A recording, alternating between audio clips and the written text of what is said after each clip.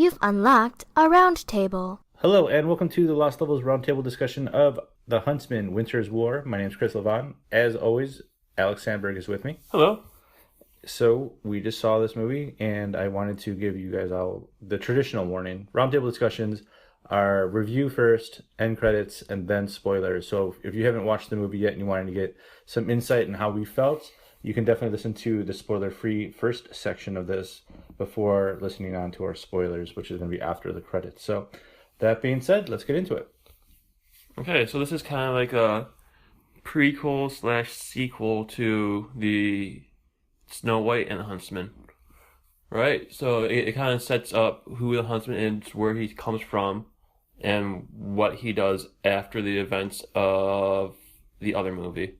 Yeah, and going into this movie, I didn't know how it all fit in and played with each other. So after watching the movie, now I understand it more. And because I don't know, where do I want to start with this? I don't know. We get the backstory of the Huntsman, which I guess is a good thing. A new character or a new queen is introduced in Emily Blunt playing like the Ice Queen. Yep. And Elsa from Frozen. Yeah, and that's the problem with it. Like every time I saw trailers for this, I'm like, is this really just trying to capitalize on Frozen? It seems that way. And I mean that's how it felt watching the movie too. I'm like, all right, well, could we have been a little bit more creative? No. Why? Because I mean, Frozen sold really well, so of course this is going to do really well. So you throw an ice princess in, and people are going to come. Essentially, that's it. Weird. All right. So, story-wise, pretty basic and pretty predictable. Very predictable, very basic. I 100% agree with you, unfortunately. And it's a real, like, I was sitting there watching him, like, all right, well, that's going to happen next. Oh, yeah, it did. I'm like, all right, cool. Oh, that happened too. Damn it, man. Like, it feels like they've just taken every single other story like this, like an adventure type of movie, and kind of just threw in all the tropes and just was very lazy with it. Oh, totally. And just didn't care of like trying to make it entertaining or interesting. It was just like, hey, capitalize on Frozen. Okay, let's put them on an adventure to go find something, and we'll just add some couple, like generic characters in there, and we'll call it a day. Some very generic characters. Yeah, and that's what it felt like, and that's as I was watching this movie, like, good God, this is 2 hours long. Right. And just there was nothing that made it interesting. And like I started thinking back about Snow White and the Huntsman, the original movie, where in this movie they take out Snow White. They don't have Kristen Stewart in there for whatever reason. I don't know the behind the scenes, if there was drama behind it or whatever. They chose not to use her. And I'm sitting here trying to debate did I like the first movie better than this one? And does it really matter in the end though? It doesn't, but I was just sitting there in the theater, like trying to debate that to myself. I didn't necessarily care for the first movie, so I guess I should say that there was a lot of problems with it. I think Kristen Stewart definitely was one of them, where she can't emote emotion at all. You didn't see the first movie. No, I didn't, and I want to make a point of that you don't really need to see the first one to really get this one at all, because it's so basic. Yeah, while they're intertwined with each other, it's definitely could be a standalone movie. Mm-hmm. And you would still get what you need to out of it. So yeah, aside from a very generic, very boring, kind of just very, very predictable story, there's not much to it. I think the thing that really resonated with people who enjoyed the first movie was Charlize Theron's depiction of the Queen. Yeah, like her performance is good. I mean, like, she's fine. She's great in it. And this movie needed her again to step up. Yes. They needed more of her. Yeah, she was in this movie at a minimal amount. Yeah, and which is kind of unfortunate because of the fact that she is great on screen. Whenever she's on screen, totally. She owns that scene, and that's what I think honestly was the draw for the first movie. Right, and she owns the scenes in this one as well, but there's just not enough of them. Yeah, and Emily Blunt's performance was fine. She was okay in the movie. I think the problem for me with it was just the character was kind of just meh. Yeah, it's not not really a character to look to on fondly by any means. Yeah, I mean, there's no great qualities to her. She's just really kind of, I mean, obviously she's cold, Yeah. pun intended. But it's just there's not a lot of interesting stuff there. There's not enough that they try to explore or anything. They really rely on the backstory of the Huntsmans and why they exist, and those characters kind of carrying this film. But even in themselves, they're very kind of one dimensional. They're just Oh, yeah. warriors, Essentially, star-crossed warriors, essentially. and you have Chris Hemsworth as the Huntsman, obviously, and Jessica Chastain as Sarah? is it Sarah? Yeah. Yeah. And both of them, I think they're okay. Like I talked to you about this before we watched the movie. Like my I don't know what it is about Jessica Chastain, but I don't. I think she's a good actress, but something about her I don't appreciate. Like I just don't like some of the movies that she's been in. Like she was fine in Martian. I like Martian a lot, and she was in it. So I mean that's fine. Yeah. So it's like I'm not gonna hate on every single movie she makes just because of the fact that she's in it. But there's just something about her like I just never really like. So yeah, I've always enjoyed her, just not necessarily the movies she's been in. Okay. But I think this is probably the third, fourth line I've seen her in, honestly. Yeah, and she's fine. I mean, as we kind of touched on, it's a very predictable paint by number story. The second that you see them on screen together, you know what's going to happen. Mm-hmm. You know all of the stuff that's going to happen because they're really bad at foreshadowing stuff. Like they try to like, ooh, this is going to be clever if we do it this way, but it's so over the top that makes it just lose any weight. special, any weight to it or anything like that. It's just like, okay, well, that finally played its course, kind of. yeah, exactly. It's Like, all right, well, we knew this was coming up soon, and there it is. Yeah, you hit that beat, dead on. Right, and that's all it is. It's just like, all right, let's just hit the beats and go home. Yeah. So it's I would say, forgettable movie. Oh, very forgettable. There's really not that much there to say, go watch this movie. If Charlize Theron was on screen more, I'd say, yeah, maybe we'll check it out matinee. She's good in it, but she's not enough there to even warrant that, I would say. Right. This is one of those movies where the next time we see a movie, we're going to go, what did we watch last time? Yeah, that's sadly how it's probably going to be. Because we're just going to forget about it quickly. But do you think the kids would like this movie? Kids? Yeah. No. You don't think kids would like it? No. I don't think there's enough imagination to it for kids to enjoy it. There's no big fanciful creatures or anything like that. No real funny beats. They try to. I'll take that back. There are some funny beats. I do generally enjoy some of the chemistry between Chris Hemsworth and Jessica Chastain. Okay. Particularly when they're on the boat. I enjoyed that scene with them together. I thought they worked well together, but just overall, there wasn't a lot for them to do. What do you think of the comedic, the dwarves? Because I mean, that's basically what their role is in this movie. They're fine. They're like the tag-alongs who don't necessarily do very much. Yeah, I enjoy Nick Frost. I think he's funny, but I think you only needed Nick Frost. The other ones were tertiary. Yeah, they're very just like, now that I'm thinking about it a little bit, like, yeah, they really don't do anything in this movie. No, they don't. And they added 2 others.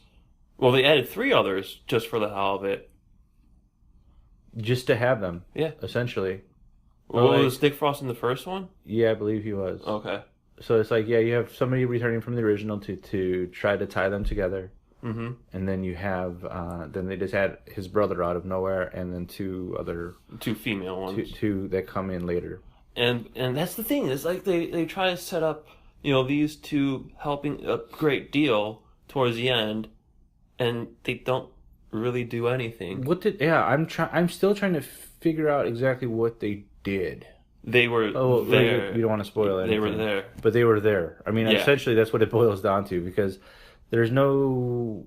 I mean, dwarfs in a fight aren't going to last very long.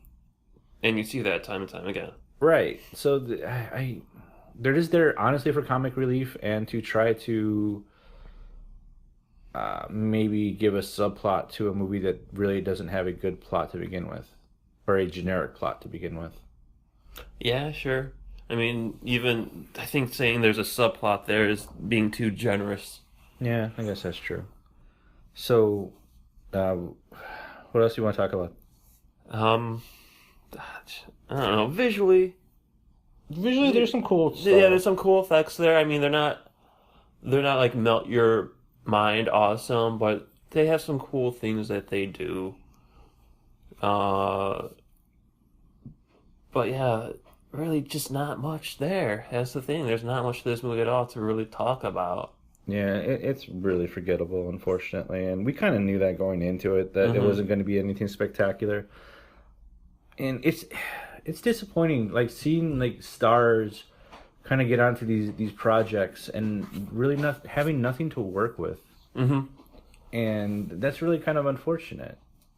We were going through the obviously when you go to the movies nowadays, you get what, 20 minutes of trailers, Something like that. and I'm just watching all these trailers for all these different movies, And they all looked bad and forgettable. they all look bad and forgettable. They're all like remakes of something or sequels to something, that they feel that like if we attach a star to it, they might make some money There was that animated one that looked interesting. because it was different. Yeah, and a very awesome, different visual style to it, which I appreciated. And I can't think of the name. It comes out in August. Kobu, or something like that. Okay, yeah, Legend of the Two Strings. yeah, and that looked very interesting. But like, is that going to have mass kid appeal? As I was watching that. Honestly, I feel like kids won't get it. Yeah, I honestly I was watching that. It's too artsy for the kids. I was watching that trailer and thinking the same exact thing. I'm like, ooh, I really like the art style on this, but I don't know if this is going to be attractive to kids more as like, you know, Minions or like the Dogs movie that's coming out. Yeah, soon. it's going to be like probably the Book of Life. Yeah, similar to Book of Life kind of style, but still very unique and different. In its But I own mean, self. this is a very unique art style, and I don't think Book of Life was a mega hit in theaters because it didn't have that visual appeal. Right. So, I mean, basically what we're tying this down to is all these movies are starting to look alike because they want the appeal. And this movie looks like every other stupid fantasy movie out there that's coming out. It looks like Seventh Son or something like that, you know, nothing to make it stand out because they're just doing very basic things. Yeah, like why are we wasting money making these movies knowing that they're just very generic and basic? And are they making money off these movies? I really am curious to see the box office numbers for this, because like if this came out, there were like 8 other people in the theater with us by the end of it. Yeah, I mean, granted, we went to a Sunday matinee for this movie, so we didn't go in like an opening night or anything, and the movie theater as a whole wasn't very crowded. But yeah, it just I'm curious to see what these numbers are, because if this came out during like against something that was decent, like say Civil War, this movie would have been like just it would have been buried. It would have been buried. Right. So they strategically opened these types of movies to just progress it, because you can't have all blockbusters. Oh God. You know, so you have these like filler movies. I guess maybe that's what it is. These are just filmed to be filler. It's probably movies. like, oh, you know, you have a 5-movie contract with Fox or whatever. So here, this is going to be one of your other movies that you do. Right, and then they're like, all right, fine, I'll do it. And for the most part, Snow White and the Huntsman made enough money for them to warrant a sequel. I guess, yeah. I mean, yeah, I mean, it wasn't like it was a passion project for anybody. Like, we need to continue the story.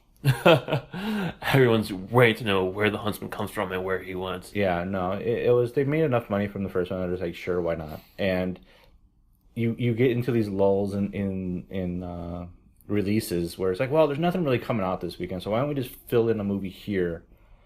And if it makes, you know, 100 mil, cool, you know, and then they just kind of move on from that. But I'm really curious to see what this box office is going to be for this movie, and how quickly it's out of theaters in terms of like popularity. And It's going to be out of theaters after Civil War comes out. yeah, I mean, and I think that's what a lot of people are waiting for is Civil War at this point. We have 2 weeks away from that. Next week, there's really nothing coming out. We're gonna go watch for review purposes the Ratchet and Clank movie. Yeah.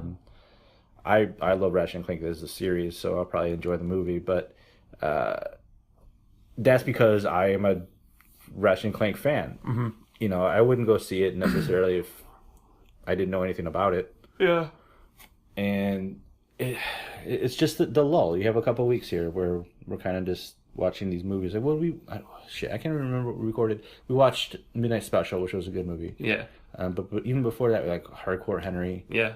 And Hardcore Henry is one of those movies where, like, what's the last one we saw? Yeah, and in terms of like Hardcore Henry, like, have you heard anything about it? Like from like general people talking about it, or anybody? Like, I haven't heard a word about it. Like, that movie was just, it came out, it's explosive, like Captain America and Jason Bourne. Oh, and Call of Duty, and then it just died. It's yes, as it should have, because there's nothing there. I mean, because right now we got Jungle Book going on, and that's the draw for the families, Right. and I mean, really, there's nothing coming out at this point. We're in this springtime just meh period. Yeah, And that's why we have Huntsman. Right. So, forgettable movie. If you have really nothing else to watch, I guess go see it. But I wouldn't recommend it. Yeah, you could spend your time and money elsewhere. You could do better. You know, maybe go play outside or something. Yeah. But yeah, so that's, I guess, our final thoughts, Essentially. so to speak. Yeah. So, Alex, how can we reach you? You can follow me on Twitter. My name there is Alex Sandberg, AlexSanberg, or email me directly at the website, alex@lostlevel.com. Chris, what about you? I'm on Twitter, twitter.com/calmintensity. I'm on Instagram, which is Chris's Calm. And all of our social media stuff is on lostlevel.com. In the upper right-hand corner, you'll have links or little icons, 2 links to everything that we do. We do Facebook, Twitter. We're also on YouTube. Really appreciate if you subscribe to our channel there. We've been putting all of our podcasts up on a regular basis. So if you can't listen to our podcasts from a traditional route, you can always listen to us when you're at work. And because we're on YouTube, which is awesome. Mm-hmm. So definitely do check that out. And we're doing some exciting stuff, hopefully in the near future for that. So hang on to for our spoiler sections, and we'll just get into that in a moment. Spoiler section. All right. As you can see, we are very excited about the spoilers of this movie. So, going back to the dwarves, essentially their only purpose when they're reinvading Elsa's castle, or Freya's rather, Freya's castle, Right. because this isn't frozen, was to be there when the people were broken free from the ice. Mm-hmm. Mm-hmm. Which nobody knew exactly if that was going to happen. They just assumed, like, oh, the Ice Queen will die and everyone will be broken out of the ice. Because, I mean, that's what happens in these movies. Yeah. And it's like they knew the trope and they planned for the trope. The fact that they took the frozen bodies with them to the castle is like, all right, well, they're coming back. Yeah. They didn't just leave them in the forest or like, hey, well, these then guys they'd are melt dead. there. Yeah. They'd melt there, Chris. How's she going to keep it as trophies if Yeah, like, why is she collecting trophies to begin with? I don't know. And, like, how do they survive in being frozen like that? I mean, they're not in... Because magic. Yeah, but you're right. I think the dwarves were there just to get caught immediately. Yep. And then just waited out until all the huntsmen battle it all out. And To break free somehow and fail in hiding a body, and that's it. right. Yeah, they really do nothing. Yeah. Um, And then there's just everyone turning against the queen, like, on a dime. Like, did that that just happens. Like everyone's like, oh yeah, you know what? Let's revolt. Let's just kind of fuck this up. Down with the system. Down with the system. Yeah. Obviously that's going to happen. I mean, they set all that up so perfectly. No. all you had was Chris Hemsworth go, oh, don't die for them, die for or live for yourself, or blah, blah, blah. There's just something very generic. They're like, oh yeah, we never thought of it that way. Like, it was dumb. It was really dumb. Yeah, and the second she shot Chris Hemsworth, the Huntsman, with the arrow into the chest, it's like, all right, well, oh yeah, she hit the necklace because she never misses. Mm-hmm. And then I'm pretty sure you saw me just roll my head. It was just a full on eye roll that went to head roll. Yeah, and maybe because we watch too many damn movies, where you're watching these, is like they're just using every single generic cliche at this point, where it's like, really, you're using that, as opposed to being engulfed into the story. And maybe that's just because of the fact that we watch too many of these damn movies nowadays. Maybe. Because it's all the same stuff over and over again. And I'm watching it, and like, this is just the genericest of adventure movies, where somebody has to go find something and they're on a quest. Mm-hmm. And there's nothing here that makes it interesting. You have, like, even Lord of the Rings Walking was more interesting than this. Because it was at least visually stunning that way. Yeah, like, this is like, you really kind of, you mentioned Seventh Son, Mm-hmm. and I didn't even make that comparison or thought in my head, but you're kind of right. Because that's also a very forgettable movie. Yeah, and it's like this. You have these fantasy movies that are just like, whatever. Mm-hmm. Yeah, there's nothing to them. They're just very basic. Yeah, and I really hated the fact that he's like, oh, she never misses, because they force that down your throat. Mm-hmm. Multiple times before that happens. Right. So there's something good in foreshadowing, being like little subtle hints and nods to stuff. Mm-hmm. And then when it happens, like, oh, okay, well, that's kind of clever how they incorporated it. But no, this is like the in your face. Right. You will never forget They this. layer it on way too thick. Yeah, it makes it just dumb. Like, you don't think anybody's actually gonna die, because I thought that they could have really set the tone. Right. With at the very beginning, when she was when the huntsman and the girl were the kids, and they were first brought into the castle, and the woman the Elsa puts her arm or her Freya. hands Yeah. on the boy's face. Mm-hmm. I'm like, all right, if she kills him, this is gonna set a good tone. Oh yeah. Like, she's talking and the camera's a little bit off-centered of him, and then we're looking at the faces of the other kids. Mm-hmm. You could easily have just had his head just completely freeze off, and show, like, all right, you guys are gonna be huntsmen now. I'm not taking shit. Right. We're not fucking around. This is the real deal. Yeah, so I'm not taking shit. This kid, like, cares about his mom. Guess what? Dead. Yeah. And that would just change the complete tone of everything. It would make more sense if she was, like, a little bit more cold in that regard. Right. But no, she keeps him. No, because in the end, you're still supposed to feel empathy for her for whatever reason, even though for the majority of the film, she's just ruthless and heartless, invading lands, killing people, and stealing their children. Yeah. And they're like, oh, but her baby died, and she's really sad. It's like, no, you don't fucking rage. No. Your character motivation is dumb. And not enjoyable. It's hilarious. It's very fairy tale-ish, where it's not grounded in reality. Yes. You wouldn't reward somebody. You wouldn't feel like sympathy for that person, because, as you kind of touched on, she's going around murdering everybody and stealing kids. Yeah, she is conquering the north and just fuck whatever, except for the kids, because I need to go north. This is like in Africa with the war children. I mean, essentially, it's people going around raiding, killing villagers, and taking these kids and raising an army with them. Yeah, do you feel sympathy towards them? Probably No. not. But you're supposed to feel sympathy because this chick reminds you of the girl from Frozen. Yeah. and so dumb. It's terrible writing. It's lazy writing. It's very lazy writing. It's uninspired. It's like I feel bad because like the writer, they put a little effort into it, and then they're just sitting there like, I feel like as they're writing it, like, God, I hate myself, or I hate this job, but they're paying me. I'm gonna get through it.